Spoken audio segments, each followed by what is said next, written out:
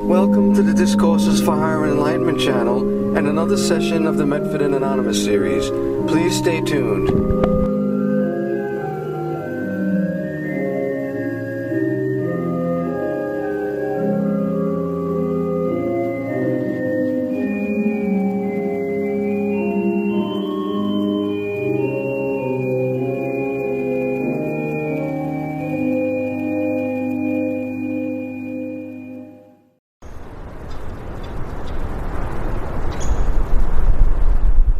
Okay, we're out here. Going to be giving Anonymous a call to see if he can give us some insights on Christmas or the coming of the Anointed One. Let's see if he's available.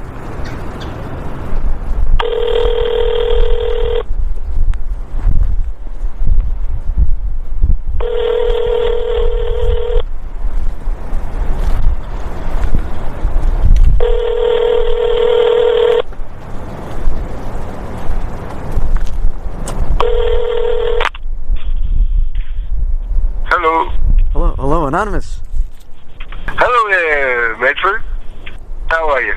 Well, we're looking for a deeper insight on the meaning of Christmas. And because I think it gets lost in all of the commercialism and the gift giving, but I think we're missing a deeper level of understanding of its significance. You got about 100 years. You know, I realize this topic. You know, look, folks out there, people, brothers and sisters, I don't have no zillion degrees. Oh, I'm just a regular folk, you know, a regular person searching for the truth amidst the preponderance of lies out here. But, you know, I was thinking, on this topic, you know, there's so much to tell, you know, concerning Jesus, who became the Christ that, you know, looking into it, I can easily see, you know, that this guiding light, the more, you know, somewhere in the Bible it says this: if everything was written that could be written about this subject, this story, us, God, you wouldn't have room to put the books on the earth. And now people say, well, you know, you think about that at first, you say, the earth, all the books, come on. But when you realize with the modern technology, when they look at the stars, you know, and they look out there and the solar systems, and they say what they can see so far with the Hubble telescope is they can see 100 billion galaxies, and each one has 100 billion stars. So when you look at it that way and expand the mind and its perception, this little sesame sheet of a planet, it becomes more, you know, believable that you could put all the books on the planet and won't, you know, discuss fully what we're just now opening the door to on this topic. So realizing that, you know, don't expect me to give you all the answers, but I'll tell you what I do think about on this topic that I think is overlooked, that could be discussed, you know, fairly simply or with not too much time. Okay, with the birds.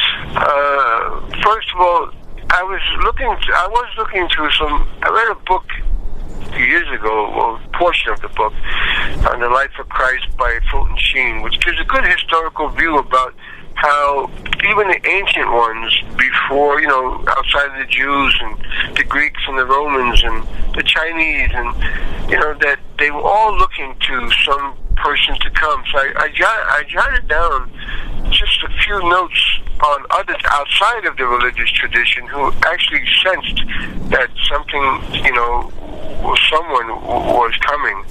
I saw that, like for instance, with the Tacitus, the Roman writer, he's speaking from the ancient Romans, that people were generally persuaded in the faith of the ancient prophecies that the East was to prevail and that from Judea was to come the master and ruler of the world. Now that's from somebody obviously who's not in the Jewish faith. Then you got Aeschylus, the Greek writer, in his Prometheus, 6 centuries before Jesus, saying, "Look not for any end forever to this curse until God appears to accept upon his head the pangs of our own sins vicarious. So that was another view outside of the mainstream there of religion. And even in the Alexandrian Jews in the Septuagint, they predicted the virgin birth of a Messiah, and the prophecy of Isaiah 53 about a patient sufferer, the servant of the Lord, who will lay down his life as a guilt offering for his people's offenses.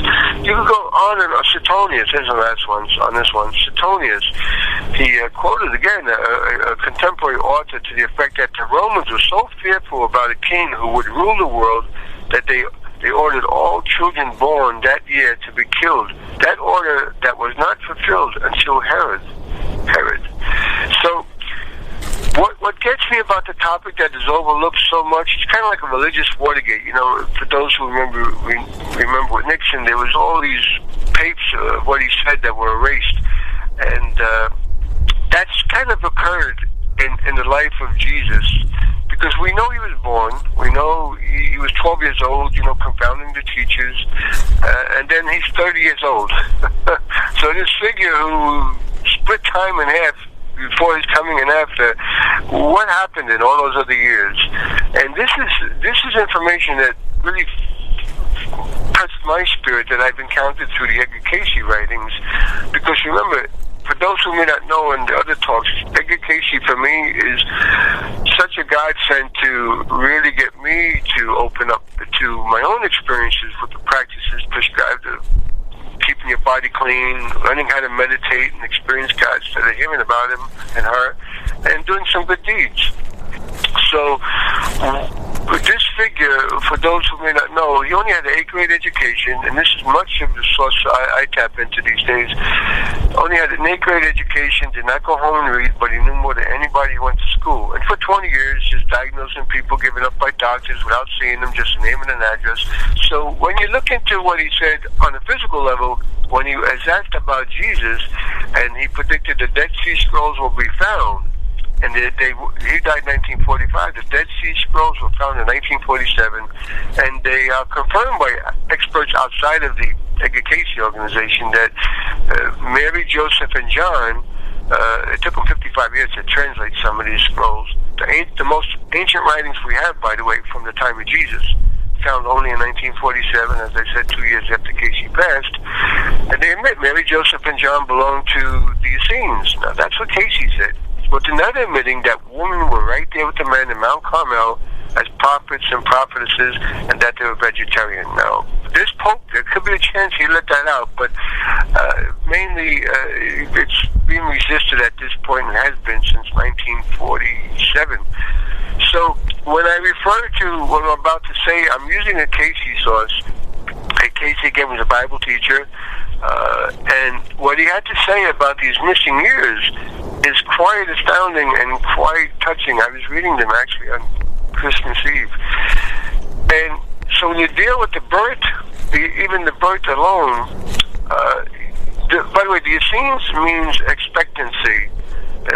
It was a school set up in the days, well, from the time of Melchizedek, who even Abraham, the father of the faithful, went to for advice.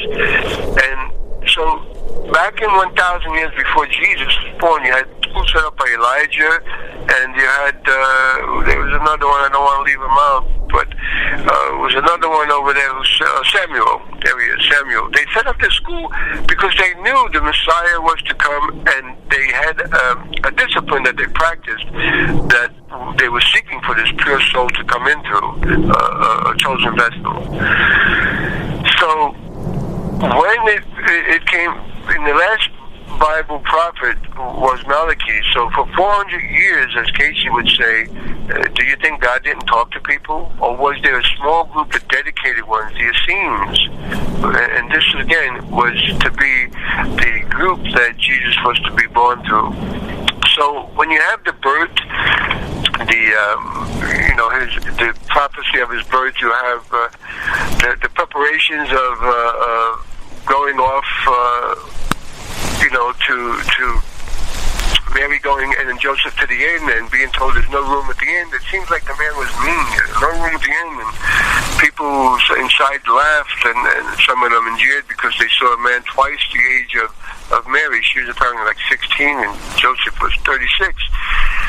And you get the story of how actually they were spies. Remember, they were looking for, this king to be born, and Herod was out for, preventing this.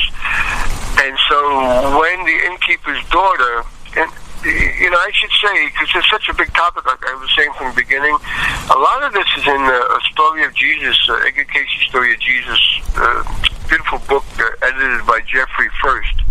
So you can really get a fuller picture, and those missing segments of the birth and the surrounding, loving community that were around them. It wasn't like they were all on their own, just Mary and Joseph. And his upbringing of, what went on. Elizabeth, up in the Essene community, that's Zacharias, the mainstream priest's wife, where he was in Jerusalem, and when he accepted that this was the birth of the Messiah to come, they had killed him right in the temple in Jerusalem. So you have around this light coming into the world, a light, by the way, the Cayce said, was not only seen by the shepherds up in the hill above the stable, but even in the inn, this light was seen. So you have Zacharias killed in the temple. You have when Herod gets word that this child was born, when the wise men had come from India and Persia and Egypt, and there was a few visits by the wise men, but that particular one. And when he sent word to kill all these children born up until the age of 2 years old, this is what the darkness trying to prevent this light from coming in. You have John, when he was to grow up, eventually you'll have even John the Baptist, but the light and the hope that's represented, the inspiration, the gift of God to send his only begotten Son to us, to remind us that there is no debt. I mean, to me, that's the essence of his message. There is no debt, and goodwill to those of goodwill.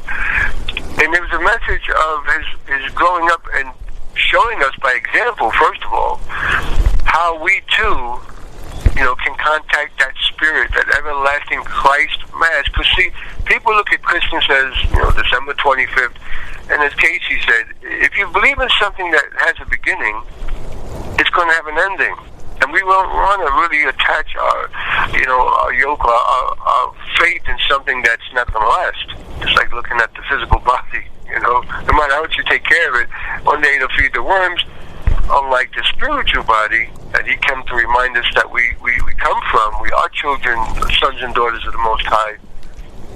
So, well, that's interesting, because what gets lost is people will say Jesus Christ. And it's almost as if that word Christ is like his last name or something. Well, but it actually has the interpretation of that. Doesn't that mean the anointed one that was, and that you've been talking about, the anointed one that they were looking for to come into the world, the light to come into the world? Well, good point.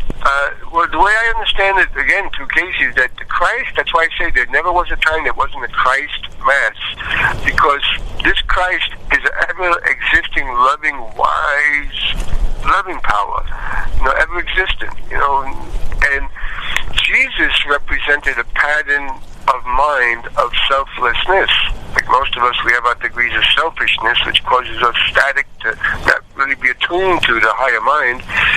So Jesus, and if you look at that example in his life, again, as I said on one of the other talks, you'd be hard-pressed to find an example in human history of somebody so selfless since he was young, But from a young age, he knew what he was about his father's business, his mother's business.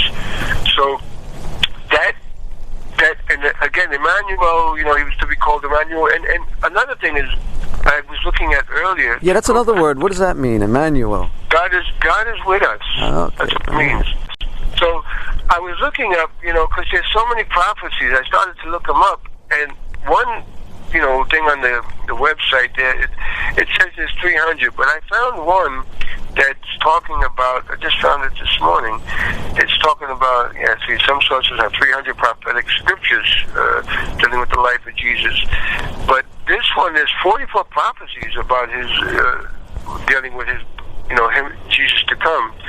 So you got the Messiah would be born of woman, that's in Genesis. of a woman. Genesis, Matthew, Galatians. Okay, but go with the Old Testament because some people might say, okay, those are people writing around the time of Jesus, influenced by him. But go with the Old Testament prophets who talked about him. You got the Messiah would be born in Bethlehem. Micah, speaking of that. The Messiah would be born of a virgin. Isaiah, great Hebrew prophet. The Messiah would come from the line of Abraham. That's in Genesis. Messiah would be a descendant of Isaac. Messiah would be a descendant of Jacob. Messiah would come from the tribe of Judah.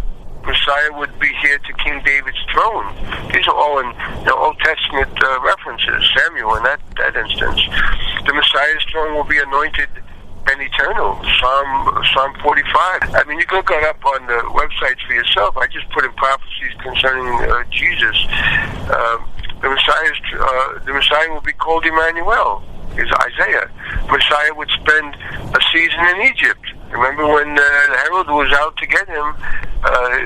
Joseph, his father, had a dream: go to Egypt. And Cayce said they spent 5 years in Egypt. The Messiah would spend a massacre of children would happen at the Messiah's birthplace. That's in Jeremiah. A messenger would prepare the way for the Messiah. Well, we know that's from Isaiah. We know that's John. And it says in it, by the way, Master, we thought Elijah was to come to announce you. And he said, truly he did come. And what they did to him, they're going to do unto the Son of Man.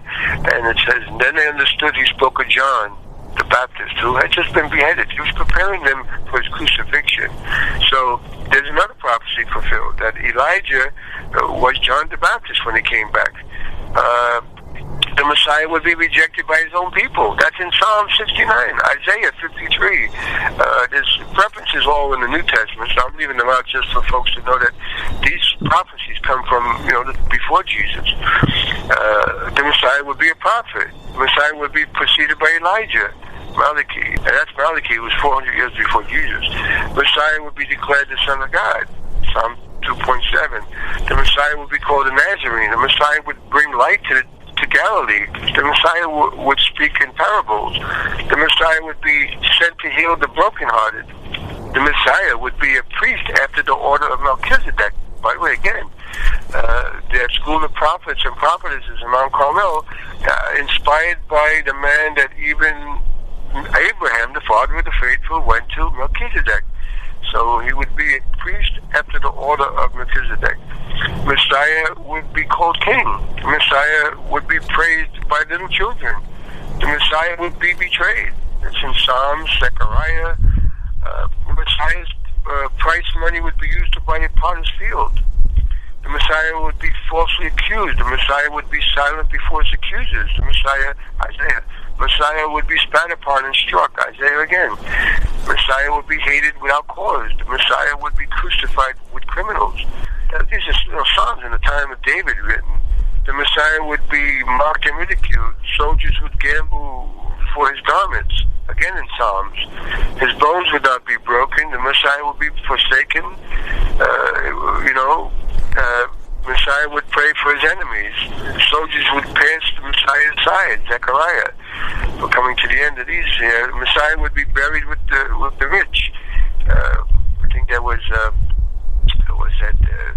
one of the high priests actually offered up one of the tombs there. I think Nicodemus, right? Nicodemus? There you go. Nicodemus, the one who, in case you said that his wife is the one who made the robe for Jesus.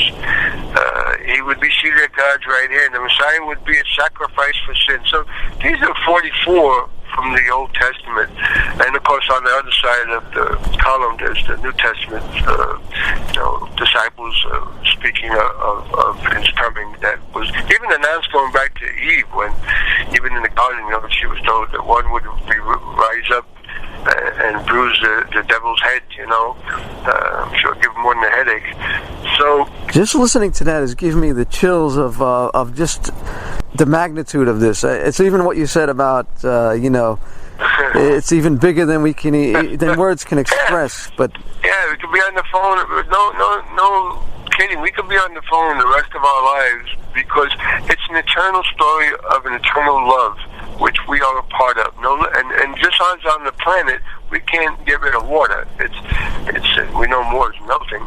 It's ice, it's water, it's gas. Ice, water, gas. So we're much more, than water. And again, people like Cayce, who can lay down and diagnose people and be the most documented, spiritual psychic America's ever produced, if not the world, when he's seeing things that were verified so many times over, without his human eyes, it verifies that something invisible is real and is intelligent. And by the way, when I say him, he always referred to the Master of Masters. He always talked about Jesus the Christ. And Jesus himself always referred to the Father and the Mother that came through him. He had that humility not to say, like a lot of humanists, I do it all alone, I don't need a God. Or, and then you get the other side thinking, we don't have to do anything.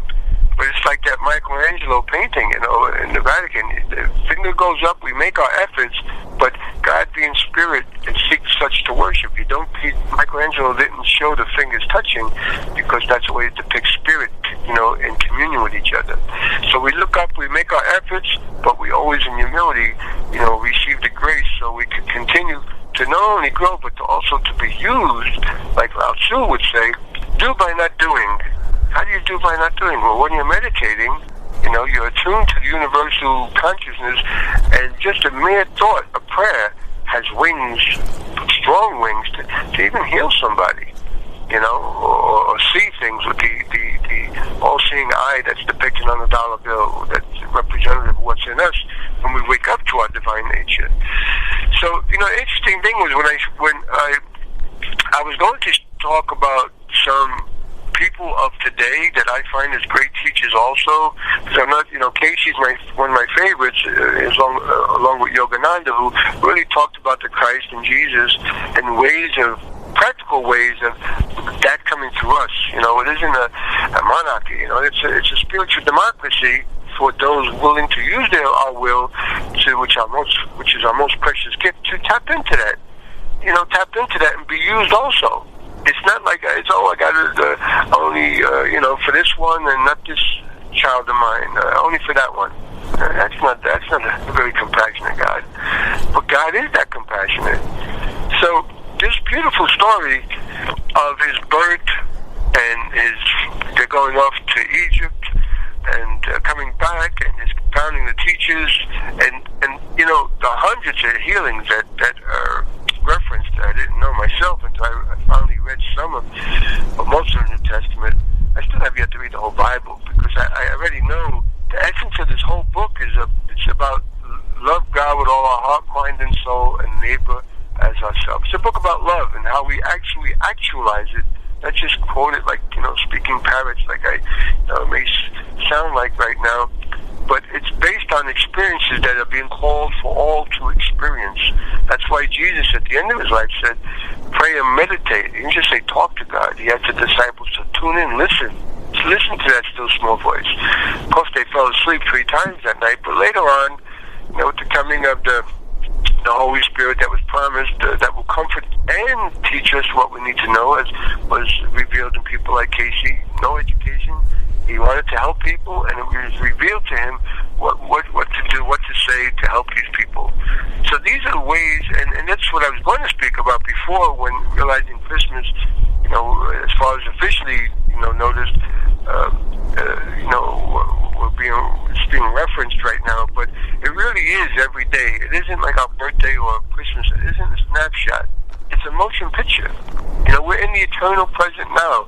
There never was a time there wasn't a Christ Mass. Never was a time there isn't a Thanksgiving, your birthday.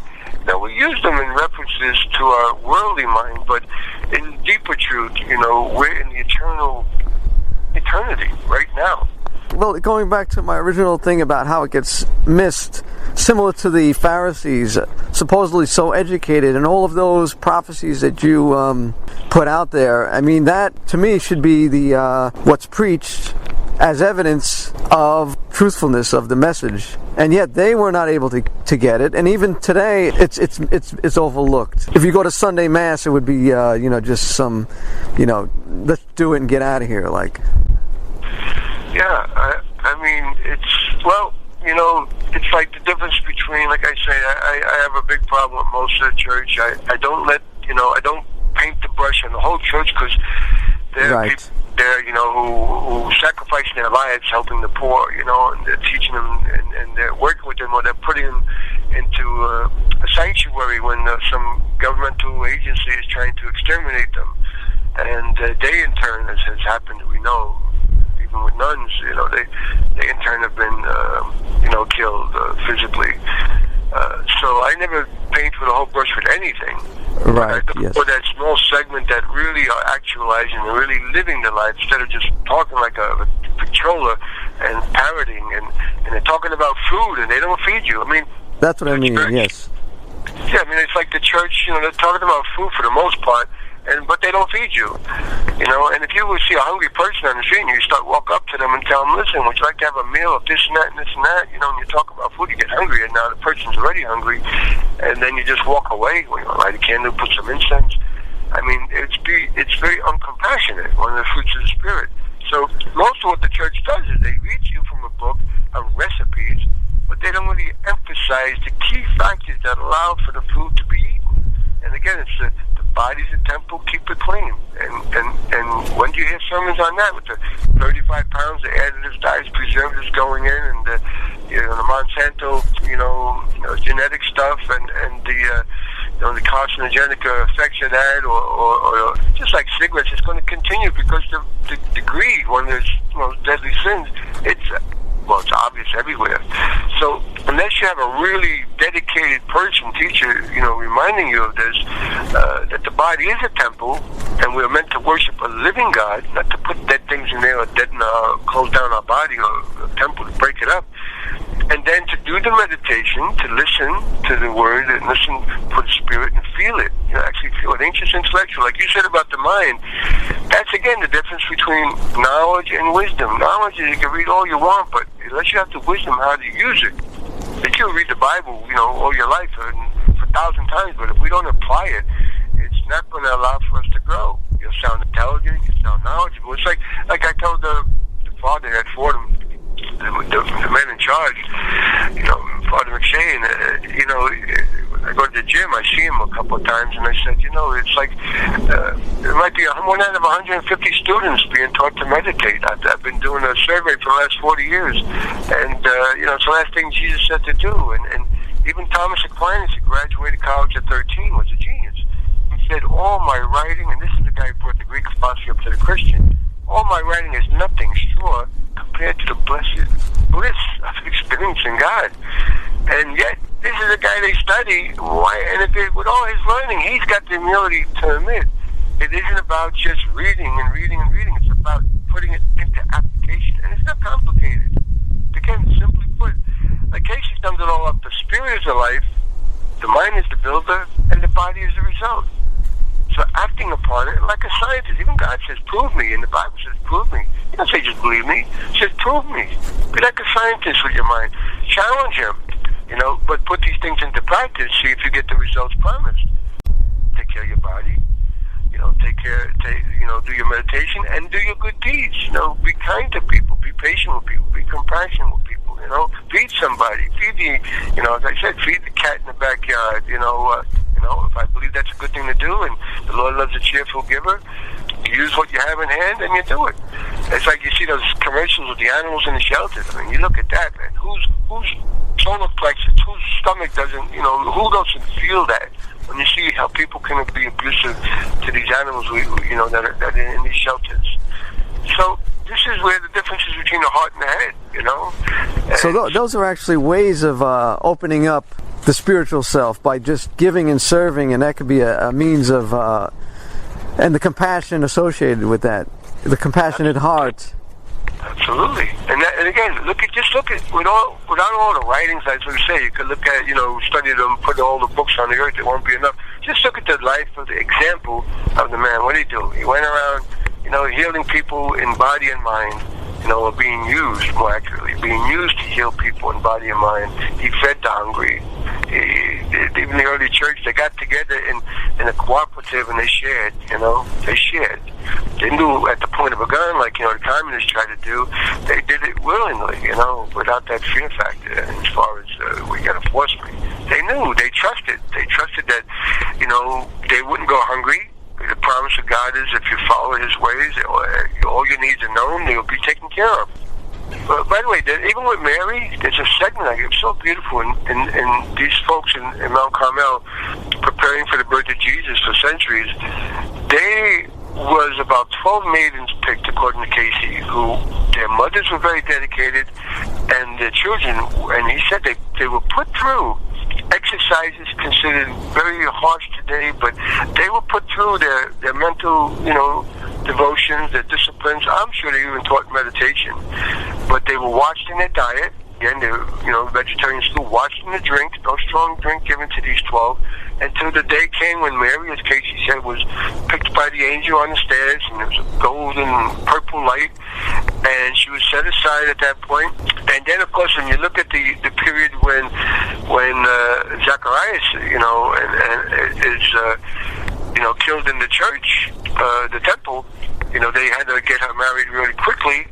And then, of course, when she's born, when Jesus was born, they had to flee because this tyrant was, killing the little kids. So his coming back, his confounding the teachers, and what happened from 12 to 30 is very interesting. That whole chapter, folks, instead of reading the newspapers and watching the media a lot, which is mostly, focusing on the election and all the negativity of that, it ain't dealing with solutions, and you come away feeling, less up than you did when you put it on. Look into these years of his going to India and Egypt, especially, and Persia, and the travels he went through, and why, and who sent him, and who was the lady in charge of Mount Carmel at the time of his birth, even Judy, and her dedicated parents, very similar to Samuel's mother and father. The information is so filled out, of the names of people, who they were, what they did, how they assisted Mary and Joseph, what was the purpose of his being in the pyramid for those 3 days and nights. Well, that's an interesting perspective, because most people have the image that they were just a lone couple and out there by themselves. And that's true, because that's the version we've been given, the Watergate version. Like, for instance, do you think that these wise men coming, and how did they know? These wise men coming to pay respects.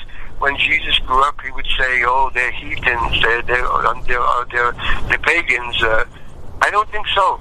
I think there's a part of the Bible that says he has other flocks, we know not of. And so when you get to, like when I studied the teachings of Paramahansa Yogananda, who's my favorite, comes from India, and he was on the West Coast when Cayce was on the East Coast, they both emphasize, get your body strong, make your nervous system strong to handle the meditations.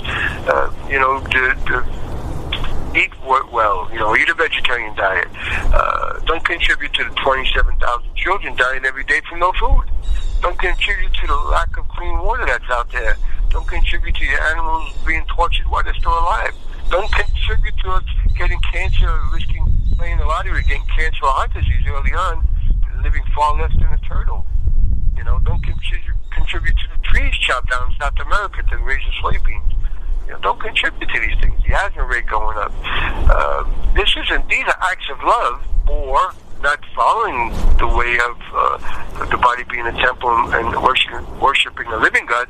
These are acts of, what would I say, if it's not love? Ignorance, and it can manifest as a word hate, or, indifference. You pick your word. But they're not acts of love. And, partaking of that doesn't open us up to the grace and the elevation that comes with contacting the Christ for ourselves. Didn't he say, you can be used to do greater things? That's the promise of Jesus. He said himself, you can be used. I go to the Father, the Comforter will come. So we're at the point of at least, given the tension part of the story where, he's been born already. He's been crucified and he's resurrected.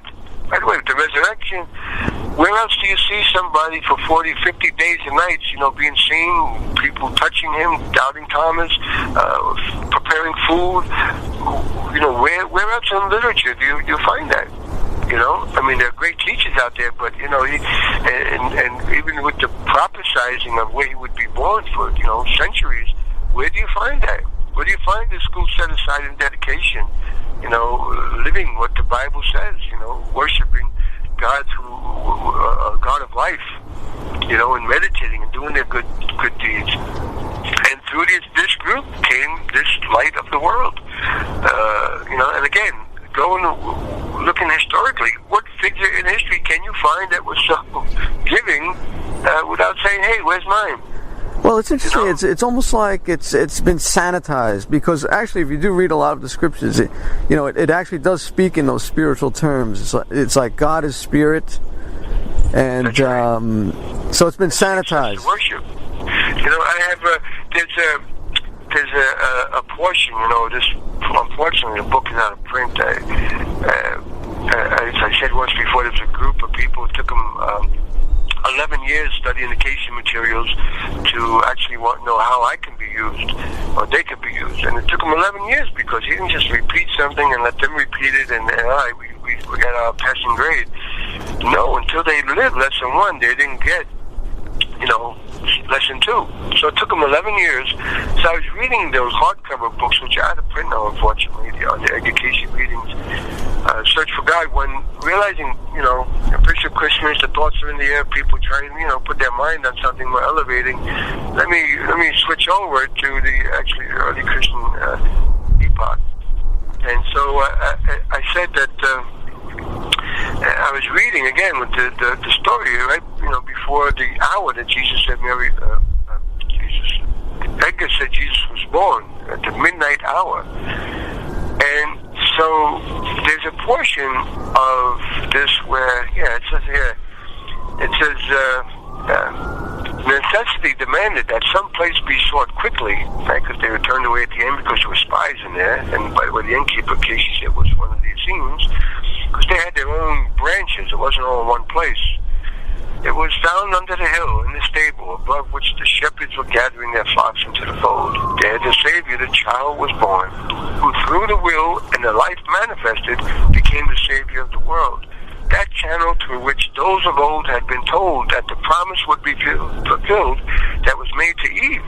The arising again of another like unto Moses, and as given to David, the promise was not to depart from that channel or that household. But lower and lower, man's concept of needs had fallen. Then, when hope seemed gone, the herald angels sang. The star appeared that made the wonderment to the shepherds, that caused the awe and consternation to all of those about the inn. Some making fun, some smitten with conviction that those unkind things said must needs be readjusted in their relationship to things coming to pass. That's in reference to when Joseph and Mary were at the door and the innkeeper said no room at the inn. They saw an older man with his beautiful young wife, and some made, two jokes out with their inebriations.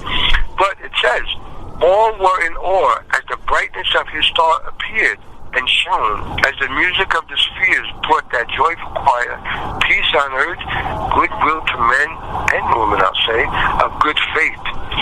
All felt the vibrations and saw a great light, not only the shepherds above the stable, but those in the inn as well.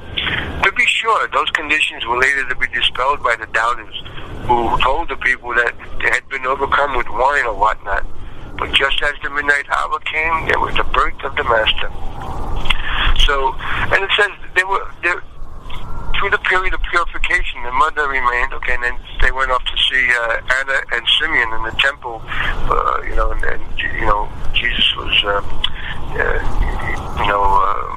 these are people who knew he was coming to Anna and Simeon, and blessed him. Such were the surroundings at the birth of Jesus. And by the way, it's interesting because we know the whole story now. It's all connected.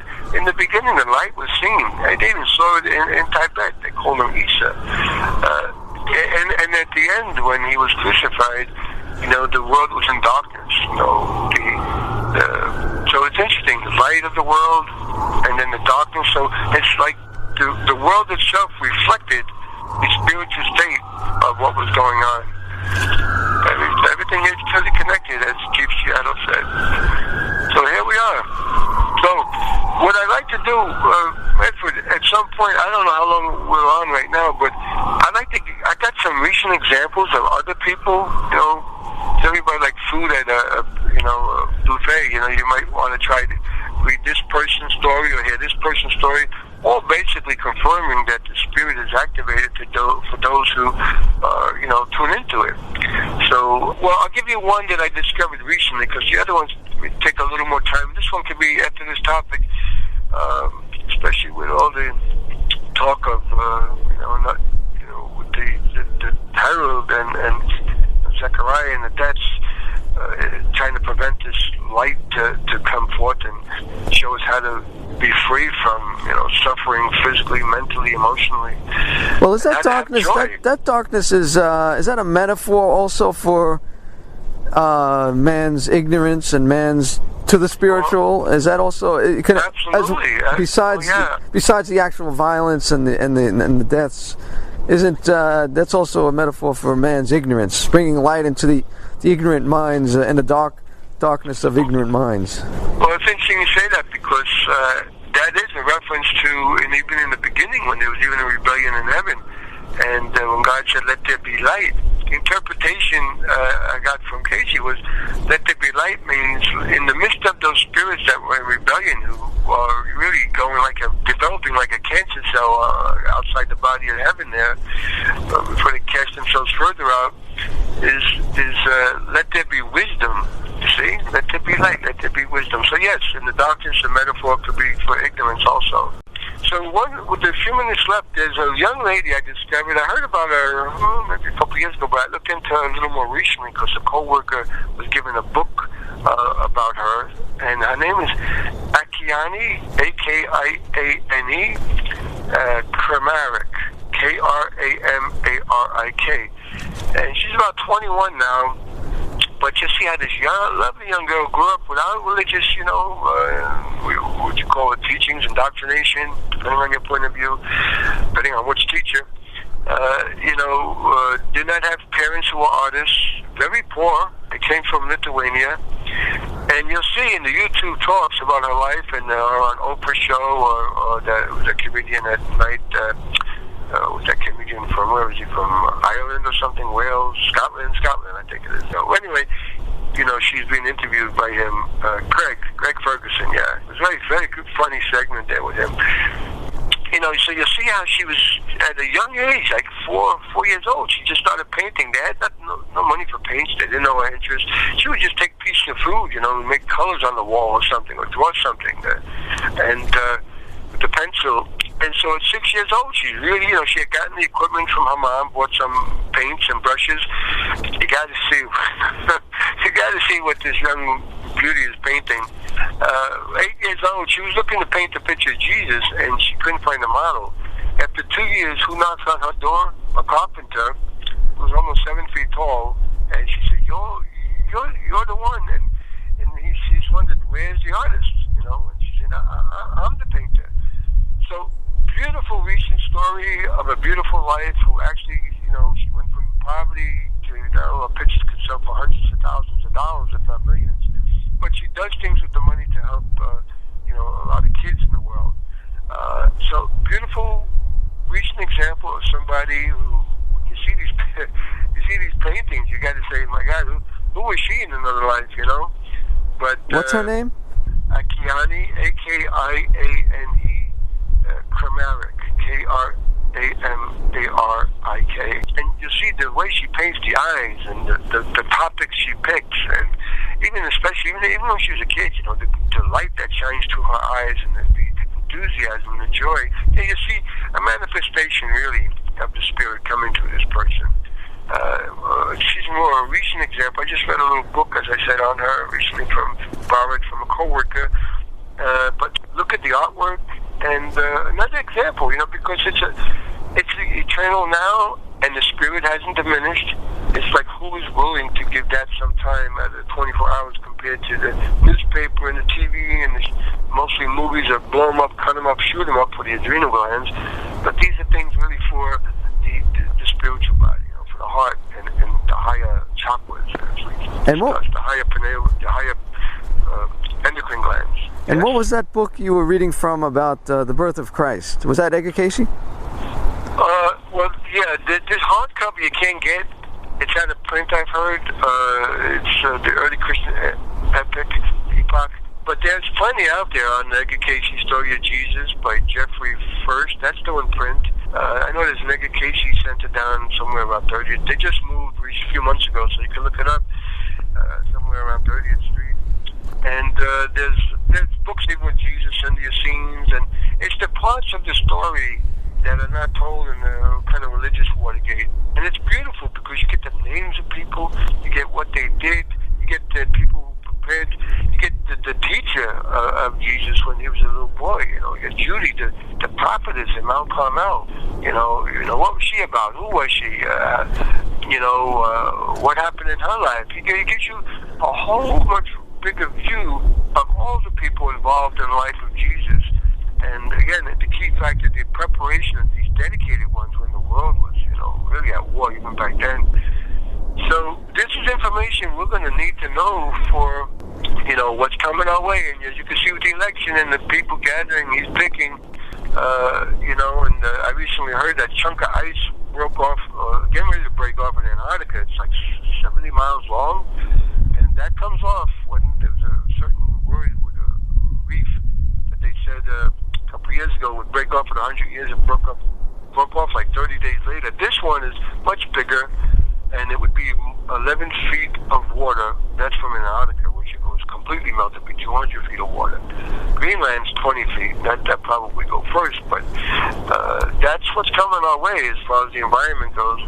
Well, I was going to say before, these are just consequences. When we talk about darkness, these are the effects of the darkened mind. Absolutely. So really, that's not the darkness itself. That's the consequence of lack of wisdom. Well, it's also the consequence of greed. You never have too much. It's a bottomless pit. And again, I'm not people out there listening. I'm not I believe our bodies are the temples, and the message of the church is really to commune with the Holy Spirit, the essence of it, and live it every day, not just one day a week. So when you see what's gathering, and there's money for, nuclear armaments when they could destroy each other, hundreds of times over already, so we got to do it hundreds of times more. It's money that could be used to rebuild, as he said, rebuild the infrastructure, rebuild the grid, rebuild in case of the solar flare, keep those nuclear plants from melting down. It's like the fear factor, it's when you have fear, this is what we do. So these are people who are not tapping into that God of protection, the God of comfort, the God of mercy, the God of compassion, or they wouldn't be doing what they're doing, because the pain and suffering that will ensue from disregarding the global warming and just some people having jobs and decent pay and decent work, and the suffering of broken families, these are all connected. And we are our brother's keeper. That's what it said. And so, people don't have to believe these laws of karma, like gravity. You don't see it, but there are, if you want to challenge gravity, step off the roof. So they, unfortunately, like I said once before, these 60 folks with half the world's wealth, they got somebody there who, unless he has an awakening, and I don't put that past God's abilities, because even Paul turned around. And so we should be praying for these people, not just focus on the bad they do, or used to do, but even put them on our prayer list, because we're in for some, for a rough time in one way, and in the other way, there'll be a peace that passes understanding for those who are tuned to the source that even put us here, maintains us, and we will return to one day. So this is the message of Christmas. It's a message of love. It's a message of, death is overcome. It's a message of life more abundant while we're here on earth.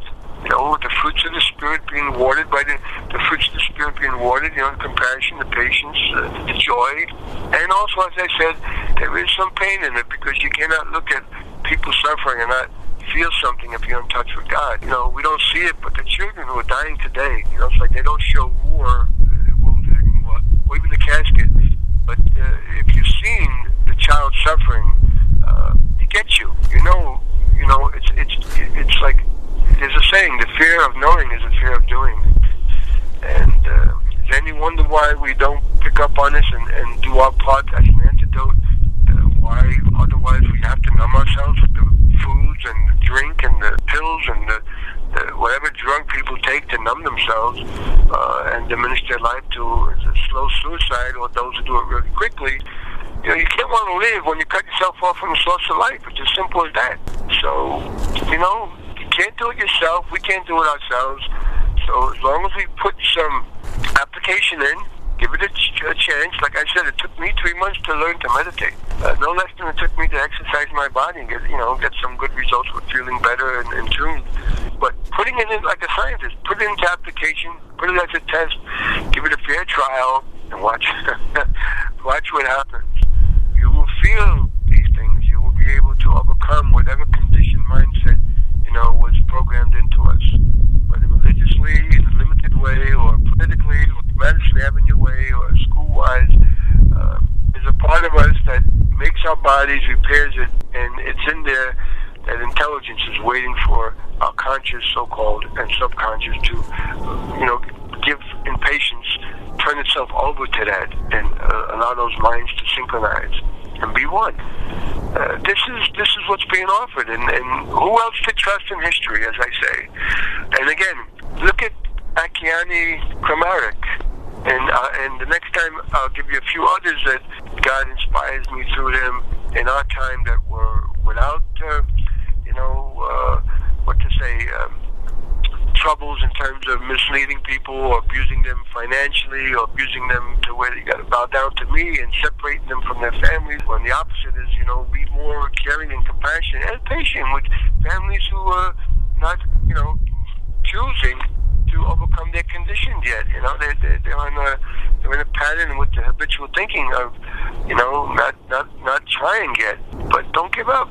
Just say your prayers and be an example and smile, give them a hug, and don't try and force them. Just when they ask, you say something. But in the meantime, we can bring them over some good food or a drink, or take them out to a nice entertainment, or turn them on to these people on the YouTube that I've discovered that are inspiring and not going to cause you to be dispirited like most of the media out there, corporate controlled. Well, that's what we're trying to do. We're just trying to look at these things more deeply and make it more real and available to the darkened minds. Absolutely. By the way, your last offering with Ebenezer, very well done. I really enjoyed that. Christmas Carol, that Dickens story, and again, Charles Dickens, another one who depicted the plight of the poor and the lack of compassion in those times in England. We could use another Dickens here. I'm sure they're out there, but I don't know all the literature. But certainly the story continues, both ways. And the light increasing for those who let it come through, and the light decreasing for those who, been so hurt or so prideful, like these 60, rich folks, think they're racing, they're competing with each other instead of cooperating. They're competing. Who's going to have the most money, and win this game of adrenaline, excitement, and feeling powerful as they approach their own demise. That all that money won't keep them here. They don't care how many hearts, operations they have, like David Rockefeller or Cheney. One day they're going to have to cash it in and leave the rest of the cash back here that they've gotten in many ill-gotten ways. But pray for even them, is my advice. Pray for even them, because, sowing and reaping, these laws be true. Oh my God, they have the lessons to learn. So anyway, good tidings, cheer to those of good faith. I wish you much love, and keep on keeping on. It's we live in interesting times. It will be, like Dickens said, the best of times for those who tune in, and the worst of times for those who tune out. So we have free will, we're not robots. So use that will in alignment with the greater will, and give it a chance, and watch what happens. Watch what happens. Your life will become more abundant. Okay, yes, thank you, and it was magnificent. It's like I say, I don't pose to be any great scholar in that sense. I don't have no PhDs. The only degrees I got is about 98.6 right now. But it is that's a topic, and the main thing is just to be loving, to yourself and to others, and forgive. That prayer, forgive me as I forgive. It's a two-way street, and we all make mistakes. We're not a mistake. We make mistakes. And even in the subconscious, people hold on to thinking they are a mistake, and they're taking themselves out every day. You know, even these veterans. So thank you for calling, and we'll talk again. Okay, great. Thanks. Okay, ciao. Okay, bye.